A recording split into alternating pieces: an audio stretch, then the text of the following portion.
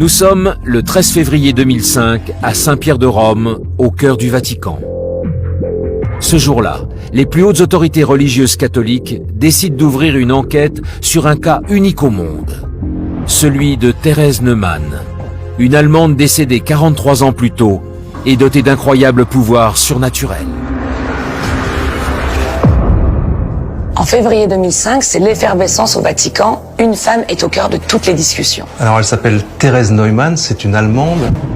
Si autant de personnes s'interrogent, c'est parce qu'au Vatican, on dispose quand même de milliers de témoignages, mais aussi d'une vidéo qui est simplement incroyable. Ce qu'on voit sur cette vidéo, c'est une femme qui se met à saigner abondamment et elle pleure des larmes de sang de manière extrêmement abondante. Ce qu'on voit sur cette vidéo, c'est le calvaire d'une femme qui se mettait à saigner de manière inexpliquée tous les vendredis. Elle saignait des mains, des pieds et aussi un peu du front. Cette femme racontait que, pour elle, tous les vendredis, elle revivait les dernières heures de Jésus. Elle ajoutait même qu'elle avait des visions très précises de ce qui s'est passé à l'époque lors des dernières heures de Jésus-Christ. Cette femme, qui se disait capable d'être transportée par d'étranges visions à l'époque du Christ, a fourni à des historiens des éléments inconnus mais très précis liés à cette époque. Et tous ces éléments ont été authentifiés par la suite. Lors de ces visions, cette femme parle la langue de Jésus, c'est-à-dire qu'elle se met à parler en araméen. Elle le parle et elle le comprend. C'est ce qu'on appelle des dons d'ubiquité. Elle est à ce moment-là vraiment sur le mont Golgotha avec Jésus.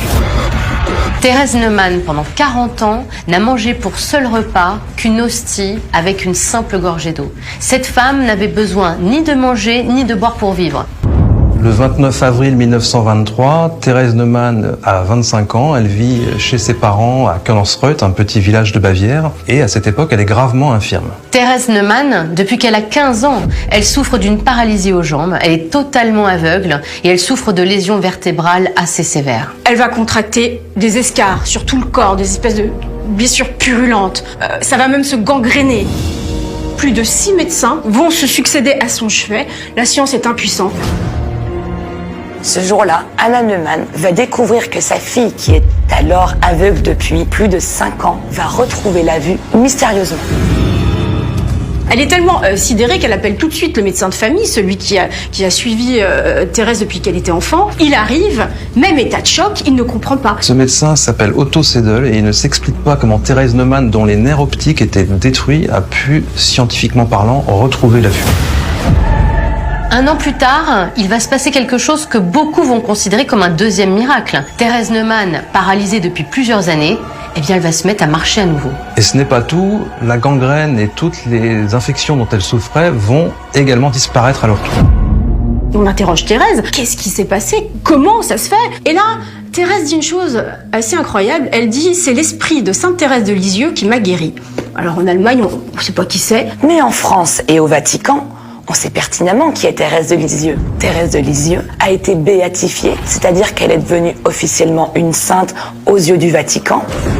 Et chose édifiante, ce 29 avril 1923, le jour donc où Thérèse Neumann est guérie miraculeusement, correspond également au jour où le Vatican va sanctifier Sainte Thérèse de Lisieux. On raconte que chaque vendredi, Thérèse Neumann entre dans des états de transe incontrôlables et elle explique qu'elle revit minute par minute les dernières heures de Jésus.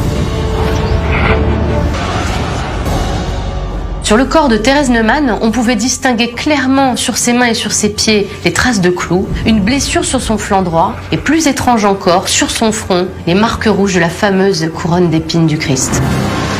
Sur son épaule droite, on pouvait distinguer ce que certains prétendaient être les fameuses traces de la croix que portait Jésus. Une autre chose va marquer les esprits, c'est que ces blessures qui ne s'infectaient jamais se mettent à saigner abondamment uniquement le vendredi. Ce qui est le plus choquant dans toutes ces plaies, forcément, ce sont les larmes de sang. Tous les témoins qui ont vu ces larmes de sang couler des yeux sont extrêmement choqués. On pourrait penser que tout cela relèverait de l'hystérie collective, mais tout de même, ces scènes, elles ont été filmées par un homme. C'est Ferdinand, le frère de Thérèse Neumann. Il va y avoir jusqu'à 7000 personnes agglutinées devant leur petite maison de Bavière.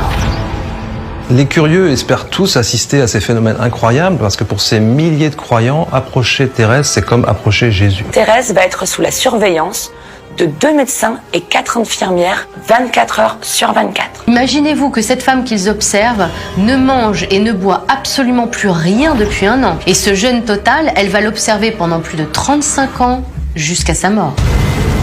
Le rapport médical précise exactement qu'elle mange 0,33 grammes d'hostie par jour et 45 cm3 d'eau. C'est un tout petit verre. Elle n'a aucun trouble lié à la sous-alimentation, elle est en parfaite santé de ce point de vue. Si la médecine a été jusqu'à présent incapable d'expliquer les mystérieux phénomènes entourant Thérèse Neumann, de nombreux témoins confirment que l'énigmatique Allemande avait le pouvoir de prédire l'avenir. D'ailleurs, il y a une anecdote qui court à ce sujet. Dans les années 30, avant même qu'il ne soit au pouvoir, elle aurait vu l'ascension, mais également la chute d'Adolf Hitler.